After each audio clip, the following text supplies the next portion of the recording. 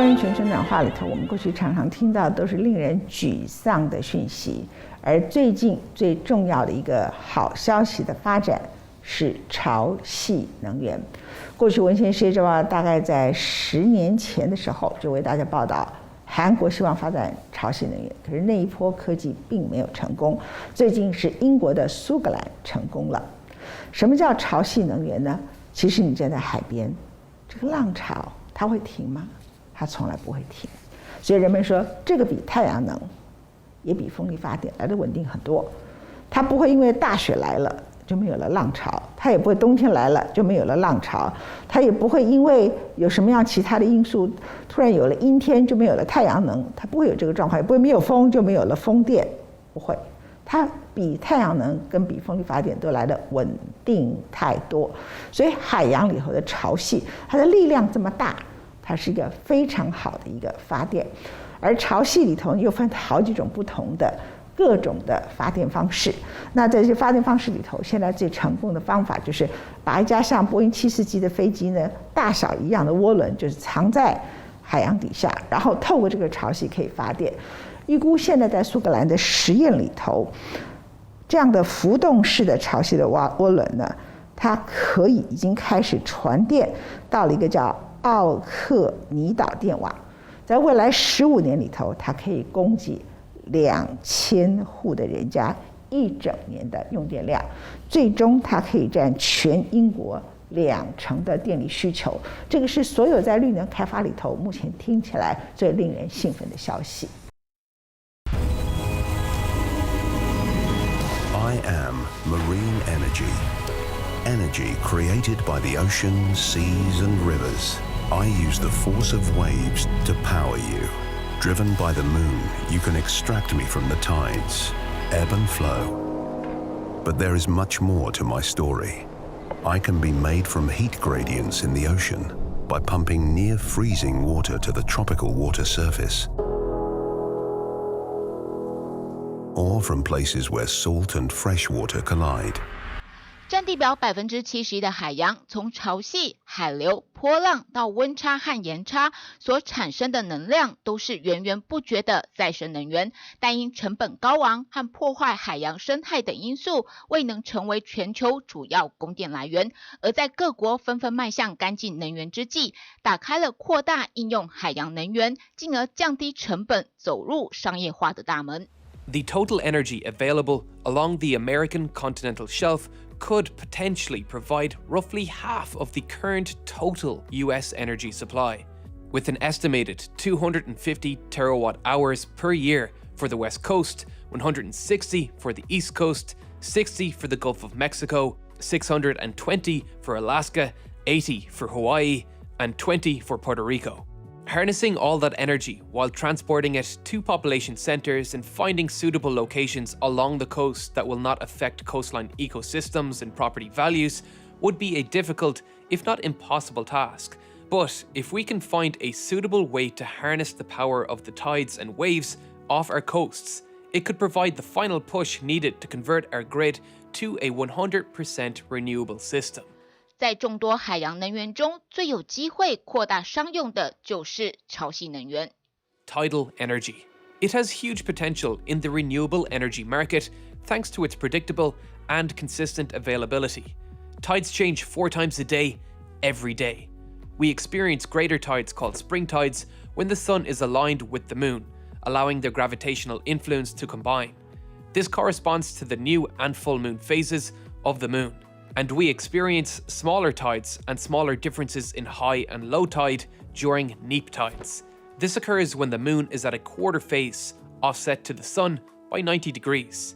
These patterns can be projected well into the future thanks to the predictable movement of the sun, moon, and earth, which definitely cannot be said for the unpredictable weather here on Earth, which affects wind and solar energy.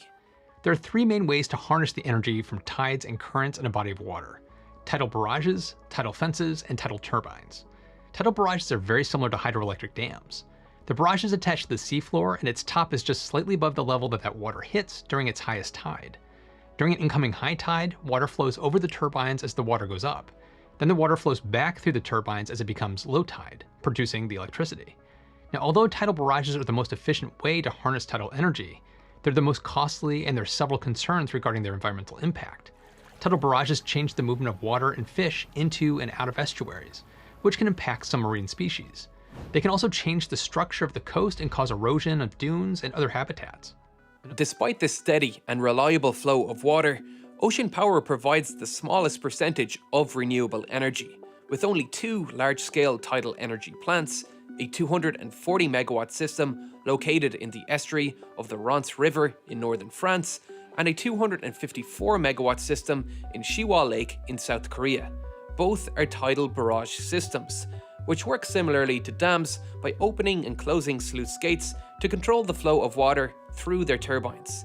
燕坝市潮汐能发电厂利用潮汐高低差为能发电，但新建工程浩大，成本高昂，且要在海上盖起绵长的屏障，势必影响邻近生态环境。要让潮汐能源更广泛应用，潮汐涡轮机证明更有发展空间。The O2 is a floating turbine about the size of a 747.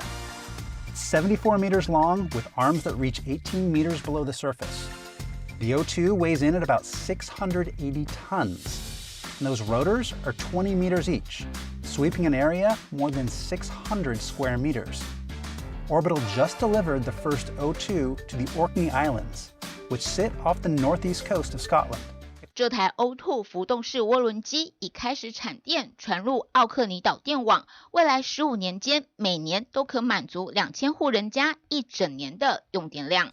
So let's look at how it works. The main tube structure floats on the surface and is moored by an anchoring system. Inside that, you'll find most of the electrical equipment. At the end of those legs I mentioned earlier are the rotors, which are pushed by the force of the tides to generate power. And the blades can be reversed in pitch in between tide cycles. That means they can generate power whichever way the tide is moving. The produced power is sent through massive cables back to shore and into the grid. The source is free, a bit like wind, but it's entirely predictable, so you know how much power you're going to be generating at any specific point in time. The tide is entirely predictable hundreds of years into the future. 整年都有强风吹袭的苏格兰东北岸，吹起强力的浪潮，正好适合作为潮汐能源试验场。另一种沉入海底的潮汐涡轮机已有实际供电数据。2019整年输出 13.811瓦小时的电力，相当于3800户一般英国人家平均一年的用电。The latest version of the underwater turbine now has 3 turbine blades, allowing for an increase in capacity to 1.5 megawatts. This turbine is also completely submerged, so it is not an eyesore for local residents. The impact the installation could have on local marine mammals was of much larger concern, with surveys showing a large population of both seals and dolphins, with several haul-out areas for seals nearby. Both of these mammals are sensitive to noise and will likely avoid any area with excessive sound. The noise levels these turbines emit is not terribly high as they move relatively slowly through the water, indicates that seals will have a strong avoidance of the noise within 38 meters of the structures, while mild avoidance may extend as far as 168 meters. While dolphins are expected to avoid the noise up to 100 meters and filter feeders like whales up to 500 meters. 比起其他再生能源，潮汐能发电设备还算新兴科技，需要更多研究才能了解对海洋生态造成哪些影响。潮汐涡轮机与风力涡轮机相似，差别在于海水密度高于空气。潮汐涡轮机能产出更多电力，不过要能承受更强烈的水流冲击，生产成本更高。像是浮动式涡轮机，一台要价数百万美元。But the main thing is scaling up, and when you scale up, the costs reduce because you're manufacturing more machines, it's cheaper, the supply chain comes into play. So we do see this happening over the next 5 to 10 years, and it becoming competitive, initially in kind of niche applications, and then mainstream applications. 唐宁街估计，潮汐和波浪能源相加，有潜力满足全英国20%的电力需求。